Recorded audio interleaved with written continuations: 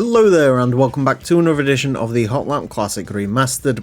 This time we're taking a look at the 1999 Volkswagen Golf 4 2.8 V6. This is our final Volkswagen to take on the course and the final Golf, for which there are 5 in this game, if you can believe it or not. The V6 in the base game is broken, so GT2 Plus fixes that, as it does so many other things. So in the base game, the 2.8 V6 is a direct copy of the 2.3 V5. Same engine, same drivetrain, all the rest of it. However, this should be a V6, hence the name, and it also should be four-wheel drive, which GT2 Plus fixes. So we've got the correct engine in this, and we've got the correct drivetrain and the correct weight, because obviously this will weigh more, being the four-wheel drive V6 Golf. These were a thing.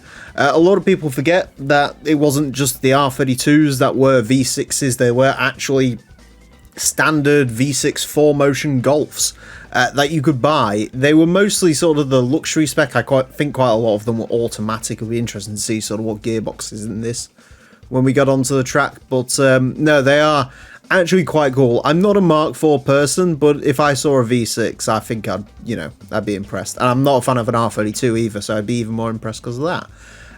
Of course, though, this obviously raises an interesting point. If this is now four-wheel drive and has the V6 engine, which can be boosted to almost 500 horsepower, in fact, that is the same amount of power that an Impreza makes. The top-line Imprezas make 497 horsepower. How quick is this going to be around our track? That's the question we're going to find out today. I should mention this race mod. I've ran 3 of the Golfs with race mod. The rally car was sort of forced into its own spec. The GTI, I ran the silver and blue race mod that you can get, which is quite dull. And now this one runs this race mod. The red wheels are a choice. I wouldn't say this is one of my favourites. My favourite is easily the one that's on the Golf 4 rally car, which incidentally is the quickest Golf that we've had go around the course so far. But this one, I suppose this is second best. At least there was some effort put into this. It's got some weird Underground 2 style front headlights on it. Anyways, four-wheel drive, 497 horsepower, 1,196 kilos. You know, even that weight stat's not that bad, really. This could be quite a quick car, but there is only one way to find out. We have a 6-speed. Okay, we are definitely got a manual, because no 6-speed automatics existed in 1999? Question mark. Anyways, to find out how the Golf V6 gets along, it is going to have 6 laps of the Motorsports Land track in order to set the best time it possibly can. Our current leader is the Suzuki Scudo Pikes Peak version. That car's at a 25.696, and this Golf is not beating that. In terms of where this is going to go, the quickest Golf we ever had was the 1.8 turbo rally car. The 1.8 turbo actually makes a good amount of power in this game as well, although still 100 down on this. Nevertheless, it did get into the under 30 club. It's at a 29.911. And in fact, the non-race modded 1.8 turbo Golf set a time of a 30.010, I think it was. It was very nearly under 30 in and of itself, so and that's just been smashed by this one, obviously. 29.1. There is understeer in this. There is no denying the understeer of the Golf 4. There's also no denying the sort of four-wheel drift there. We've got a little bit of a drift going on, which I don't think I've ever had with Golf before, so we'll take that. Yeah, it's a bit of a shame this is as understeer as it is, really. I think if this wasn't understeer, this could be a sort of supreme sort of top-line car. I mean, 29.1 certainly isn't bad. I'm not quite sure how I'm going to pull more time out of it, though, to be honest. Because outside that sort of first sector, the rest of that lap was pretty spot on. Sort of using the grass there to try and comb the understeer out of the car. It is, I think, a little bit consistent, actually, to be fair, because we are sort of getting close to my ghost time there.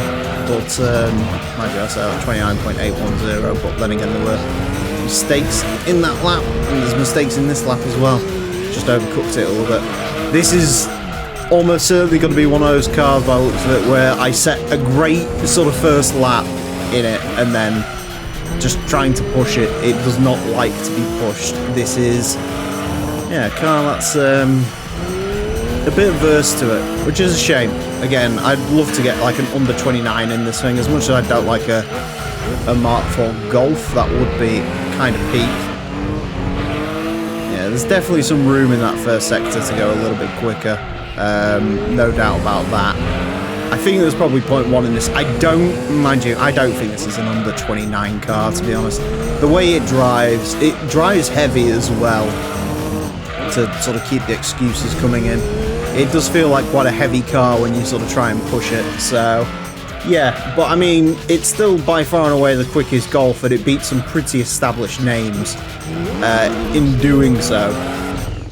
So ultimately, I suppose a little bit disappointed considering the statistics of it, but again, considering what it is, I can't imagine a lot of people really expected a lot out of the Mark IV Golf V6. Probably most of you forgot this car existed, but yeah, there it was. Yeah, I mean, there's some fractions in there. That sort of lap 5. Apparently sector 1 was the quickest on that second lap. I guess that makes sense because I kept fluffing up that first sector. It is understeery. That's the one sort of main takeaway, I think, from this vehicle, is it's understeery. And it doesn't like being pushed.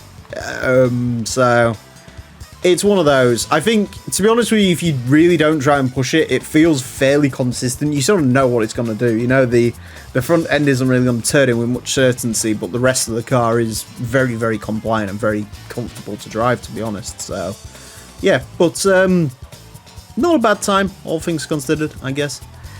A 29.100 on the dot is going to place this into 115th place. Goes in between the Subaru Legacy Touring Wagon GTB Limited and the Subaru Impreza WRX STI Wagon version 3. Could have gone between any cars with a longer name. It is quicker than a Honda S2000 GT1, Skyline GTR V-Spec, Lancia Delta HF Integrale Rally Car, quicker than a Roof BR2, quicker than a Toyota Celica ST205. And the ST205 isn't actually too far away from this statistically, I don't think. I'm sort of looking down what's more comparable to this. It's quicker than all of the Gallants. It's quicker than all of the Legnums, obviously, as well. Quicker than an Evo 4 GSR, Evo 3 rally car. It is a quick car, to be fair to it. Again, doesn't quite manage to crest into the echelon of being sort of a super fast car. But it got damn close, and like I say, I'm actually quite pleasantly surprised with the time from that. Anyways, that's it for this episode. Thank you all very much for watching. Join me next time when I'll be driving something completely different. Until then, farewell.